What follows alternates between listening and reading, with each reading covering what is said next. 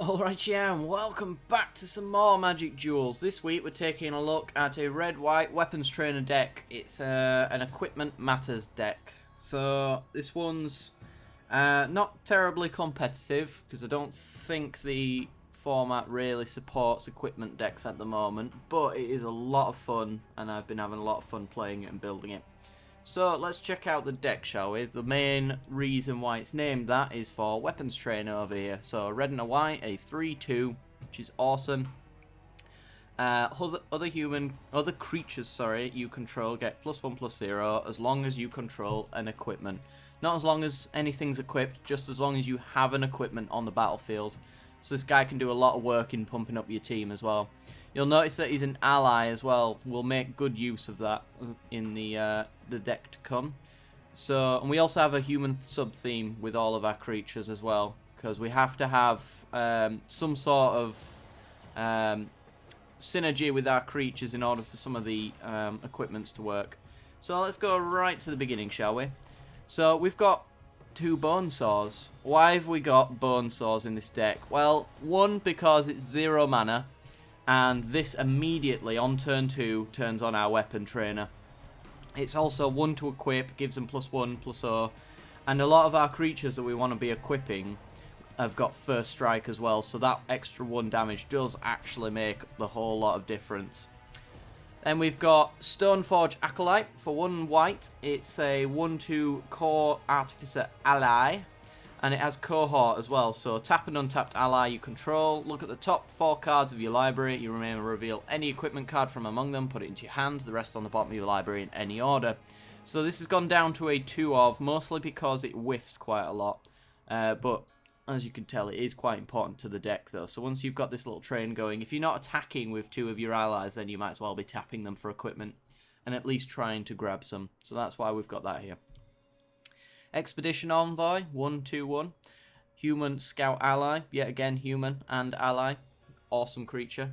2 of again because, mostly because we've got better creatures that we want to play. But this guy is pretty great. He triggers a lot of the stuff, a lot of our equipment, and a lot of our ally triggers as well. So, Stoneforge Masterwork is our first equipment. It is a rare, unfortunately, otherwise I'd probably have a lot more. Equipped creature gets +1/+1 for each other creature you control that shares a creature type with it. So, if it shares human with it, or it shares ally with it, it gets +1/+1. I can't remember if it's for both, but I'm not sure. But yeah, it's 2 to equip, 1 to get down. Super early aggressive equipment. Awesome. So we've got Fiery Impulse for 1 red. Fiery Impulse deals 2 damage to target creature. So this is to get out, get all the creatures out the way in the early game, because we'd like to try be a little bit aggressive. I think this is mostly a mid-range deck. The deck that I built it off, that I bought myself in paper, is very aggressive, but it doesn't have the equipment it needs to be as aggressive as that deck. So we've gone for a bit more of a slower mid-range route. But yeah, this is to burn down some of the creatures in the early game, and then later on it can deal 3 damage if you've got Spell Mastery online. So you don't really want your 7/8 that's fully equipped being blocked by a 1/1 Scion, for example. So you might want to burn it out the way to begin with. Another reason why you might want to burn out a creature is because Relic Seeker is on the battlefield. So for 1 and a white, Human Soldier with Renown 1. When Relic Seeker becomes renowned, you may search your library for an equipment card, reveal it and put it into your hand, then shuffle your library. So this will be a 3/3 if it gets in, and you get an equipment of your choice from our deck. So we do have a fair selection of different kinds of equipment, so Relic Seeker can allow us to get the right equipment for the situation, which is why he's in here as a 2 of. Knight of the White Orchid. So one thing this deck struggles with occasionally is trades with your opponent's creatures, which is why I've tried to focus on creatures with special evasive abilities like First Strike or Flying or Menace or anything like that. Which is why we've gone with Knight of the White Orchid. Also, it's a little bit of ramp if you are slow on your lands. We are running 23 lands, so it is a possibility that we don't hit our lands on time, which is why Knight's here. So when he enters the battlefield, if an opponent controls more lands than you may search your library for a Plains card and put it onto the battlefield and shuffle your library.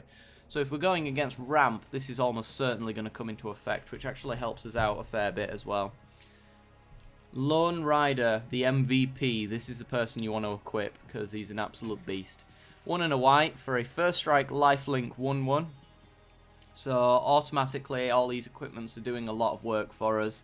It's gaining us life and not really providing the right trades for our opponent. At the beginning of your end step, if you gain 3 or more life this turn, you get to transform him. So if we've equipped him with 2 equipment, for example 2 bone saws, then he's going to do 3 on his attack. And when he does, he flips into the Eldrazi Horror. It rides as 1. First strike, trample, lifelink 4/4.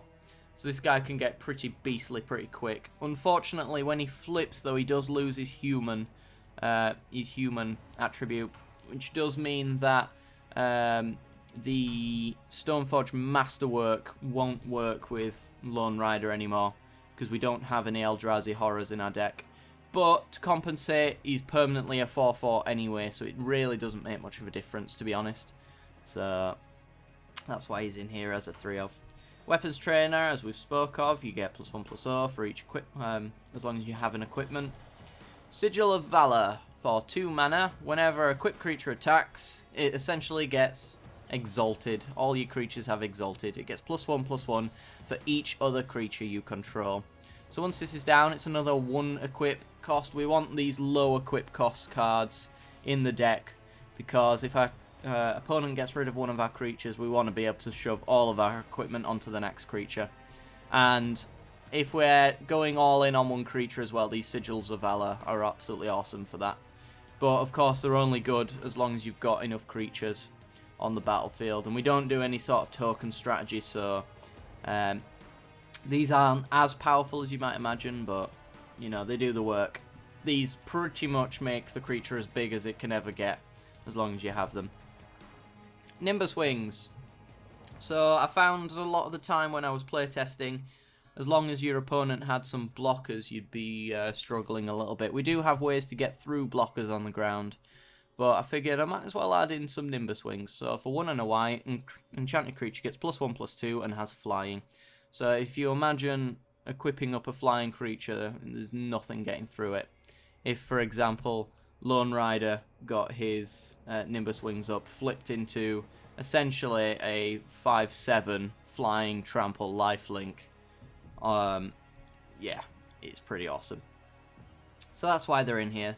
Only a 2/of, you might think, put more in, but we do have ways of getting back the Nimbus Wings if we do lose the creature they're attached to, so that's why it's lower than it is. And it's also not an equipment, so it's a flavor fail in that sense. Right, moving on. Ride Down. I was very excited to play this card. So for a red and a white, instant speed from the new Eldritch Moon set, destroy target blocking creature.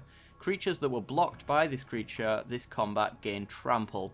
So if your opponent thinks he's dead clever to block your 10/10 equipped creature, then you ride down, give it trample, and then all the damage goes through. It can also be really good for if they've double blocked and done exact amounts of damage to kill your creature, then you ride down one of their creatures and it's an absolute blowout in that sense. It's again a 3/of because we want to be getting that damage through. We don't want to just have big creatures and have nothing to do with them, so that's why they're in here. Moving on, Declaration in Stone speaks for itself. It's pretty much in most white decks these days. So for 1 and a white, it's mostly here to get rid of the tokens that might be slowing us down as well. So sorcery speed, exile target creature and all other creatures its controller controls with the same name as that creature. That player investigates for each non-token creature exiled this way. So yeah, we get rid of all their tokens, for example, which clears up their board. It might get rid of a big creature like Ulamog or something like that. And they do get an investigate token, but you know, it's worth it to get rid of one of their big creatures that might be slowing us down, might actually get in the way. Here we go, from the newest set. This is the one that made me think, let's do equipment this week. Ironclad Slayer. So for 2 and a white, we have a human warrior. When it enters the battlefield, you may return target aura or equipment from your graveyard to your hand. It's also a 3/2 as well. It's only a 2 of because there isn't much artifact destruction in the format. There's pretty much just Reclamation Sage that I can think of. The rest is exile based. So there isn't a great deal of times when the equipment might get lost in our graveyard. But there is for the auras, because we do have Nimbus Wings in here now. So that's why I decided I would include him in the end. I did cut him for most of the playtesting, but yes. Did you know that the best weapon is the one at hand? There you go. So yeah, he grabs our Nimbus Wings back. That's mostly why he's in here, but he can also grab any of our equipment back if they so happen to destroy it. Right, finally, Erosis Champion. 1 a red and a white for a human soldier with double strike. It is a 2/2 as well. So I think this speaks for itself. If you can get this guy Nimbus Winged up and you can get him equipped, then you are going to win very quickly. It speaks for itself. If you can give him trample as well with the Haunted Cloak, or just, well, having flying is usually evasion enough in this format, to be fair. So as long as you can get him past your opponents, he's going to be doing twice as much damage as any other creature on our list. Especially if you can equip him up with something like Sigil of Valor, because you only want to be attacking with this guy, especially if you've got trample. But he's a 2 of because we've got him later in the curve. We've tried to keep the curve down a little bit so that we can be more efficient, because we do want to spend a lot of time re-equipping our equipment as well, so we don't want to sink too much mana into playing our cards. We have a Haunted Cloak. It is a 3 mana equipment, which is very expensive as equipment goes, and it's only a 1 of, mostly because it doesn't do much pumping of any kind. It doesn't get any of the creatures out of the range of trades, so it's a 1 of. We do have ways like the Relic Seeker to grab this card though, so you can count it as a 3 maybe, or if you count the Relic Seeker in that. But anyway, equipped creature has Vigilance, Trample and Haste, so it's mostly the Vigilance and Haste that we want this for. So if we maybe later on in the game had the Haunted Cloak down and we'd just drawn into a Erosis Champion, they'd tapped out thinking that we couldn't haste out a creature. We get a Erosis Champion out, haste it up, that's 4 damage on the turn that it comes out for 4 mana, which is really good.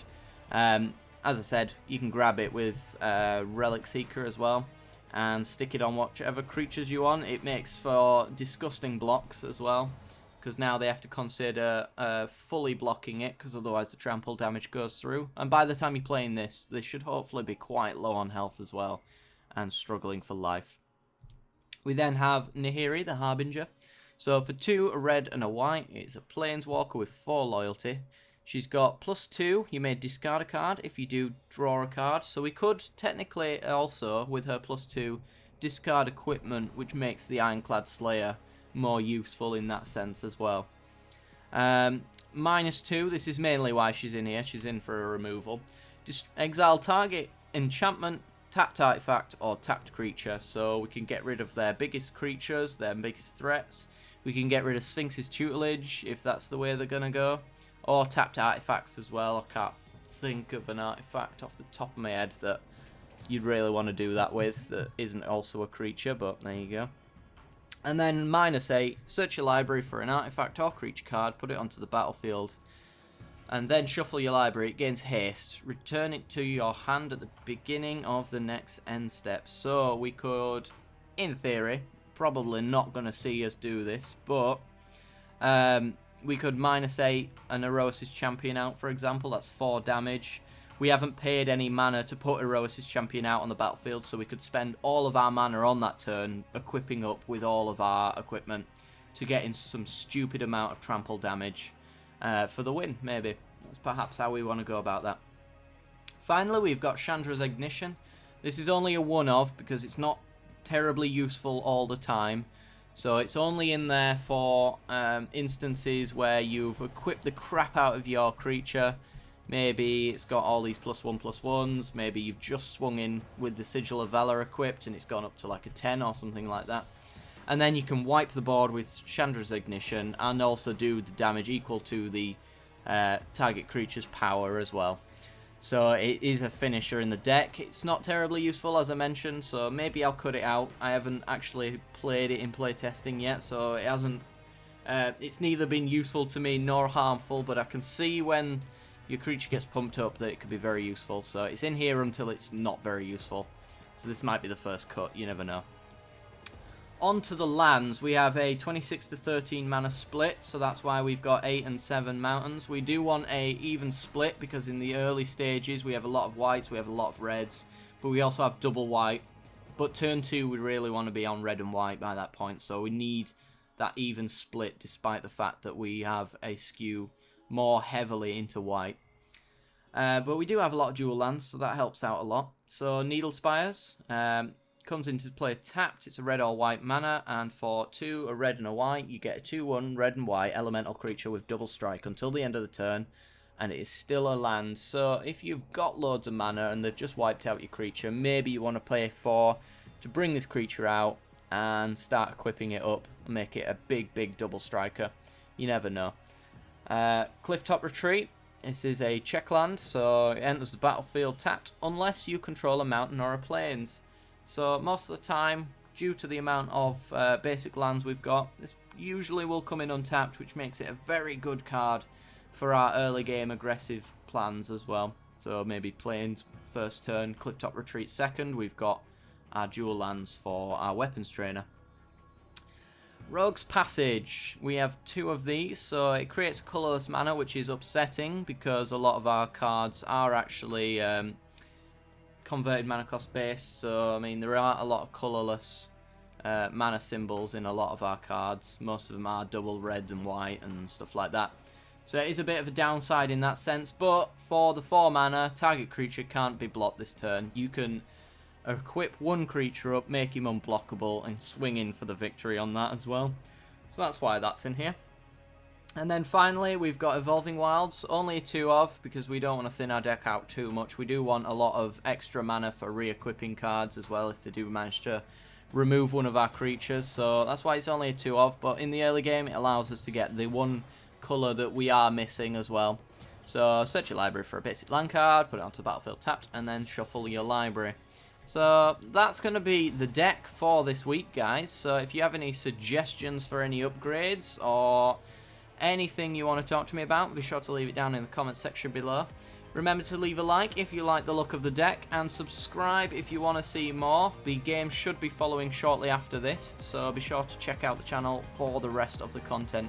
Anyway, guys, I'll see you next time. Bye-bye.